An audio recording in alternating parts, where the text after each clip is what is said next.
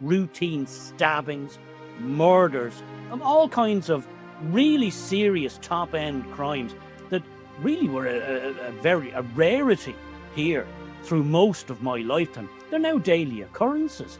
They won't even compile data of the ethnicity or the background of who is committing all these suddenly new crimes that were never a part of Irish society before.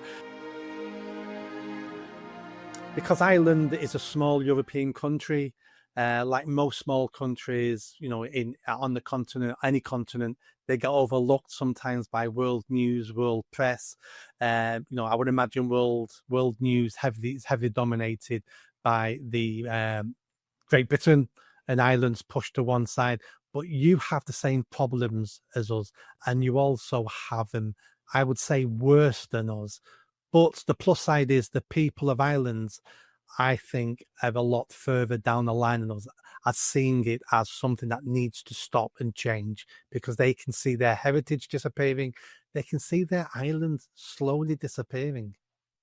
Absolutely, Nick. And the first thing I would say in connection with that is that we are a tiny population here in Ireland. I mean, Ireland as if you like, a world brand, we've always punched above our weight, say in the US, certainly in Britain, and Australia, New Zealand, because we've had a lot of emigration from Ireland to all these parts in the Anglosphere. So we've always had a presence and would be quite well, our culture and, the whole Gaelic thing would be quite well known there. But at the back of it all, in the home country where I am, the Emerald Isle, there was only ever 4 million of us.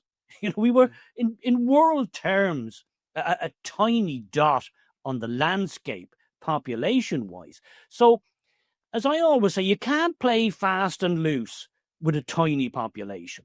You just can't with something like mass immigration or even open borders. And sadly, we now have both. And whilst Britain, the UK can soak up, and you've been running this experiment since the 1950s with this whole immigration from around the world. You've got a population that can, to some degree, soak that up for a period of time before you start bursting at the seams, and the ordinary public start getting a bit antsy and noticing things that the government might rather they didn't. Well, you can't do that in Ireland because there's just not enough people. Yeah. If you're going to conduct these huge experiments with social engineering, such as let's try a bit of open borders and see how it goes, or let's try and just let all the world flood in with or without passports and papers. Well, really, it doesn't take very long, Nick, before the general public notice something is happening and maybe it's not a good thing. And it's essentially the government deciding we're going to trust in chaos and see how it goes. And hopefully it'll all be grand, as we might say here in Ireland. But the problem is it's not grand, Nick. The problems are now manifesting themselves in all kinds of terrible ways. I'm talking about crime statistics. I'm talking about the kinds of crime, sexual assaults, routine stabbings, murders, all kinds of really serious top-end crimes that really were a rarity here through most of my lifetime. They're now daily occurrences. Let's jump into some of these crimes. Give us some examples of some of the horrendous crime you've got now, which was alien 1 or 2 decades ago. Well, the first thing is the murder rate has gone up. And that's, again, a small population. We used to have a handful of murders, if that, and they were mostly domestic things. Now it's street brawls and people getting killed randomly, and unfortunately, a lot of these murders they're not Irish people. I mean, I think you know the old trope, the old meme in the UK now, when they don't release a description of the perpetrator, you always just know what's after happening there. But aside from that statistic, stabbings with machetes and all kinds of like Bowie knives and swords. It's like, what? I mean, this is almost a daily occurrence now in Ireland. A daily occurrence. That is unheard of here. And aside from that, which is, again, they're two bad enough categories, women are being sexually assaulted in unprecedented numbers, absolutely unprecedented numbers. Serious sexual assaults, rapes, people getting accosted. And again, it's not that the native Irish men have suddenly uh, found some kind of thirst or hunger to indulge in this type of malicious, nefarious activity. It's not. If you look down the list of any court on any given day at the people who are arrested for these things, it's not Jimmy Murphy. It's not Paddy McGonigal. You'll find that, again, it's a certain subset of people new to the parish, we might say here, who perhaps in their culture or where they come from, it's no big deal.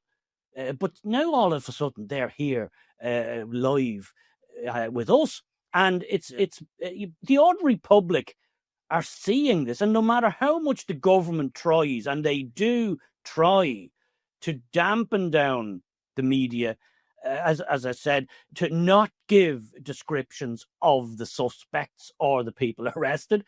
And the other great trope is somebody will be arrested, and the media will say, Longford man arrested for some heinous crime. Now, when you dig slightly, go to the second sentence in that article.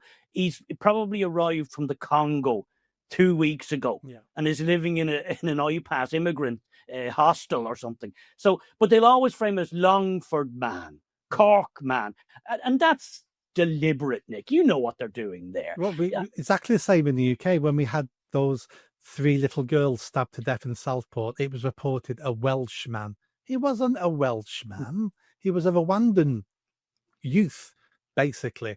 And let me give you some stats from the UK. So stats from the UK say this, that foreigners in this country commit crime at twice the rate of indigenous people. Foreigners commit sexual crime 3.5 times the rate of indigenous people.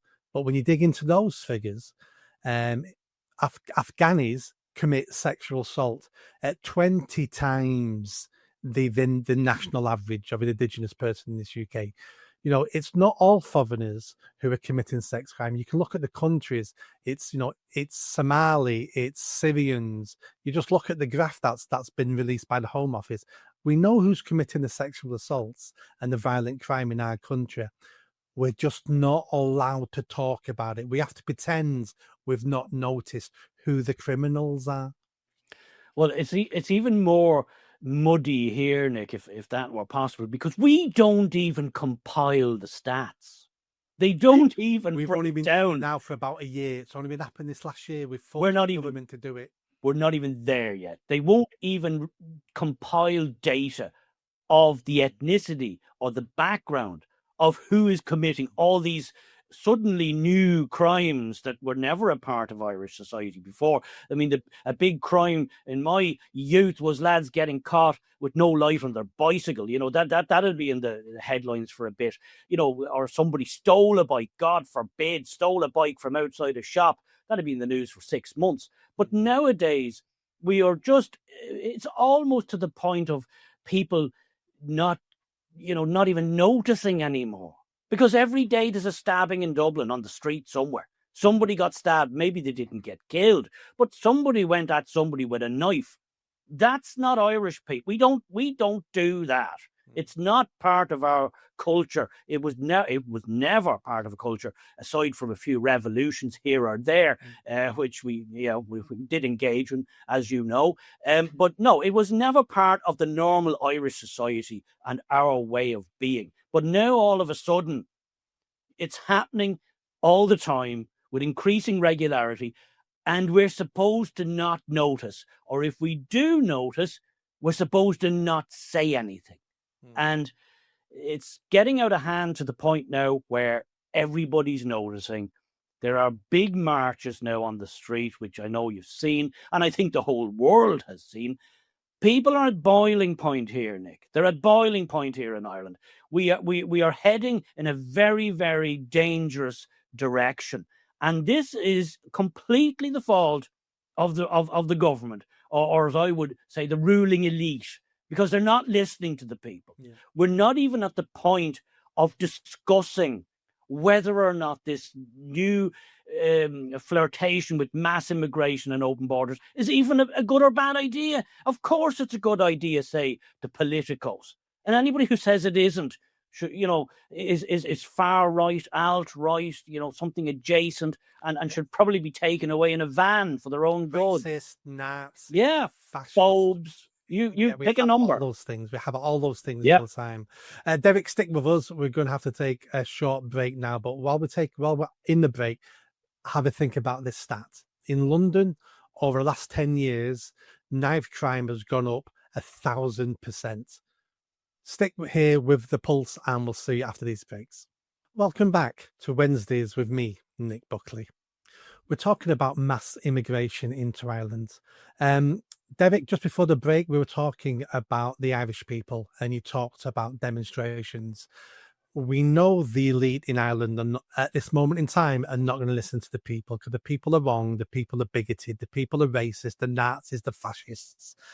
But what can the people do about this? What message can they send to the so-called political elite? I've seen the people on the streets. I've seen the tricolour flags flying on the streets, a beautiful sight. What are the people doing?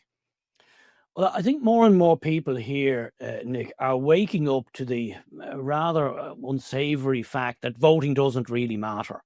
And that's a terrible thing to say in any supposed democracy. But I don't believe we live in a democracy here in Ireland anymore. What we live in is some kind of hybrid version. It's a managed democracy. It's an illusion. It's an illusion. Democracy. Absolutely. It's a magic trick. They give you a vote every couple of years, and no matter what you pick, you get the same thing. It's an illusion of democracy. It's performative art, Nick, is what it is. And our Parliament, the Dáil, is little more, in my book, than just a pantomime. They just go through the motions. They pretend to have argy-bargy, but effectively nothing really changes. There's stats brought out in numerous opinion polls that have explicitly stated that 76 to 78% of Irish people want this crazy immigration scandal, a scam, to either be completely halted or very much curtailed or even reversed. Now, that's, over 3/4 of the Irish public. And yet, Nick, not one main political party supports that. Not one main political party is on board with that or is even listening to that. So, how is that a democracy when all the main political parties, and that's who is always going to be in power for the moment, you're going to either have a combination of two of the three of them, and they're all on the same page with this, and it's the different page that the public are on. So, again, as I said, who do you vote for when no matter who you vote for, you get the same result? And the result is the borders stay open, mass immigration goes on, and the genocide, and I know I sound hyperbolic here, and I'm not being hyperbolic, I'm being absolutely dead serious. The genocide of the Irish people as a unique people in the world is happening right now, and it's happening at a frightening pace. No, absolutely. Well, when you're an island people like me and you, we live on different islands, but we're both an island people. There's something about us that we understand what it is to be from that island. If you live in Germany or France, you could live near the border. That border changes every couple of 100 years or every 50 years. You're a different type of person because you do interbreed with people from different countries because you're basically connected by land. We're an island nation. We feel different. We know we're different. Now, talking about Irish politics, Ireland has a problem with voting the wrong way and then being forced to have that vote again until you vote the right way. That happened with one of the European referendum votes. What happened there? Well, we had a vote on the Lisbon treaty, Mm. this Lisbon Treaty, which was the kind of last big iteration where they really are kind of morphing into this empire in all but name. It's anybody who says, oh no, it's just a benign, touchy feely, kindly, generous thing. It's not. It's a beast. Yeah. I was a big fan of the EEC, Nick, back in the day. Not From that the I played Maastricht. much part in it. I mean, a loose confederation of independent states, nations, helping each other, trading with each other, Yeah. getting along well. Brilliant idea. Yeah. But not what it morphed into, which is the EU. And that was the Lisbon Treaty. They were trying to bring in all these, essentially to copper fasten a whole raft of measures that would lock us into this super state. And we voted against it. The Irish people, it breached, there were so many big things in it that totally breached our constitution, because we have a very robust constitution, at least we did have. We had to bring it to the people. The government couldn't, as they would have liked, to just ram it through Parliament and there you go. They had to go to the people, and the people said no. We voted no. We don't want it. We don't like the look of it. We don't like the smell of it. We don't want anything to do with it. They made us vote again, Nick. We voted no, and they said, nah, that's not the right result. That's not going to work. Barely a year later, they made us vote again, and they got the right result that time because they poured a fortune into a PR campaign, and they gave us supposedly these little spurious, nondescript kind of clauses, and sold it as some big deal, which it wasn't. So when they got the right result, that was it. There was no more referendums. It wasn't best of three. 1-1, let's go for the third one and get the best of three. No, as soon as they got the result they wanted, all bets were off. Yeah. And that was it. And over 70% of our legislation today, Nick, is just copied and pasted from Brussels into Irish law. Yeah. Over 70%. So don't tell me it's not an empire. We're not ruled from Dublin. That's, as I said, a pantomime. That's just an act. And they're all just actors. Oh, the power is in Brussels. Yeah, the power is in Brussels. I mean, we had Brexit a few years ago, and Brexit hasn't worked in the UK. Not because Brexit was a bad idea. That's because we've not had a government who actually wanted Brexit and have done nothing with the extra powers that they've been given. But we will get a government over the next few years who will come into power, who will see the benefits of Brexit sat on that shelf, and they'll take those benefits and those opportunities down and will flourish. But because we've left the EU now, that leaves your islands, part of your islands, still connected to the EU. And you've now just become an outpost of the United States of Europe.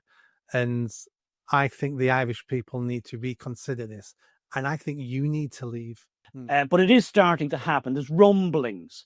And people, as I said, are waking up, and you're seeing protests getting bigger and bigger and bigger, culminating the last one in Dublin just a few weeks ago, where, there's some estimates, 50,000, some people say 30,000. It doesn't really matter if it's 20, 50 or 200,000. It was a sea of tricolours, Nick, a sea of tricolours. And those videos and films got beamed around the world. Yeah. And apart from the world seeing it, which was most distressing and embarrassing for the ruling regime, apart from that, it showed ordinary Irish people, who also obviously saw it if they weren't there, and I was proud to be there myself, that no, it's nationalism is still there, no matter how much they want to pretend it's gone away and it's all old hat and dark ages stuff. We're all Europeans now. Fly that stupid blue flag with the circly star thing. No, it showed us, no, we Irish are still here. We're very much still here. We might have been slumbering. We might have been sleeping. But when you wake us up, watch out, because we're still the same. Well, of course, I mean, you were a small population and you took on the biggest empire the world had ever seen, and you beat the British Empire and you became a republic. I mean, history tells us that the Irish people are proud, are fierce, are determined, are set in their ways. That history tells us that things may have changed over the last few decades, but it takes hundreds, thousands of years to really change your people. You're still the same people. If you come together and organize, you can defeat this elitist government, this elitist agenda, globalist agenda that has its foot on your neck at the moment. Absolutely. And this is what scares them, Nick. Yeah. This is what scares them, because they've got the political situation totally wrapped up to the point where the ordinary public, the general public, is pretty much locked out. We get to vote. As you say, it's performative art. We get to vote, and we have a whole election cycle. But essentially, there's three big parties. You always get two out of the three, and they're all the same. Yeah. So it doesn't matter which two out of the three you get. Nothing ever changes. There's going to be, as far as they're concerned, they're on the right track, and they don't care what the public think about it, because they're getting pats on the head like a pet poodle from Ursula von der Leyen and the bureaucrats in Brussels. You know, like we're the nodding dog you used to see in the back of a car, just nodded away, didn't partake in anything. That's Ireland now. We're the pet poodle of Europe, getting pats on the head for being good boys and girls. And the Irish people have had enough of this now, because it's a willful and planned destruction of the Irish as a people, as a native people. In the year 2000, Nick, Ireland's population was 3.8 million. 3.8 million in the year 2000. Today it's 5.3. According to the official stats. Yeah. And we've been below birth replacement for 30 years. So do the math. Yeah. You know, according to the official stats, the non-native Irish or people not born here is now 23%. 23%. 20 or 25 years ago, that was about 3%. And of the 3%, many of them were British, were English or Scots people or Welsh people. So that they were as foreign as it got for us. There was nobody here from Somalia. You know, nobody was coming from Mogadishu. They were coming from London or maybe Liverpool or maybe Scotland, Edinburgh. They were foreigners to us and very, very much welcome. And we had this kind of back and forth between our like cousins. You know, we could easily go from one island to the other and move in seamlessly and fit in seamlessly. Both English and Welsh and Scots people coming to Ireland, and Irish people moving, of course, over to you as well. It worked very, very well. But now the whole wheels have come off that wagon, totally. And that's because as two islands, we are family. We may have had disagreements. We may have been at war with each other. We've killed each other. But families have arguments. Families do those sorts of things. But we are family. We share so many genes, so much history, so much tradition. And you know, Ireland wanted to go alone, absolutely fine. But it doesn't take away the fact that we are related, we're cousins, and we do need to stick together sometime. What I liked about the protests in Dublin a few weeks ago was not just the flags. It was seeing so many people smiling, happy, different generations, waving flags, supporting their own country. Because what we tend to see in Western countries now are foreigners waving foreign flags, criticizing the host nation and trying to turn the host nation country into the country they fled from. And none of it makes sense. But to see those demonstrations in Ireland were absolutely fantastic. Well, I was in the middle of that sea of tricolours on that day, and I was delighted that I went and I was there. And I'm not a protesty person, Nick. I'm not a guy who has a history of going to protests. And I think many of the people who were there were the same as me. They weren't protesty types. You know, they weren't, you know, these crazy people who go out to any protest for any particular reason just to get out of the house. There were women pushing prams. There was old age pensioners. There was everything in between. Men, women, children. It was glorious. It was absolutely beautiful. Because, you know, they've tried for so long, certainly the last 20, 25 years, to knock that out of us, Nick. They've really had a concerted effort. And I know it's coming from the EU. I know it is. This is coming from Brussels because they want the Irish, as you know, being an Englishman, we could be a royal pain in the ass for empires when we set our mind to it. So I'm sure the EU is well aware of that. Not because we're going to take over the EU, but because we could be just a pain in the ass for them. And they're trying to, if we were just kind of dispersed or diluted to the point of irrelevancy, they wouldn't shed a tear. But to see this sea of tricolours, and as I said, every kind of demographic of Irish person, age, sex, they were all there, all together, all smiling, a family day out, flying the tricolour. I mean, it was absolutely amazing. We're going to run out of time. Thank you so much for being a guest on The Pulse here.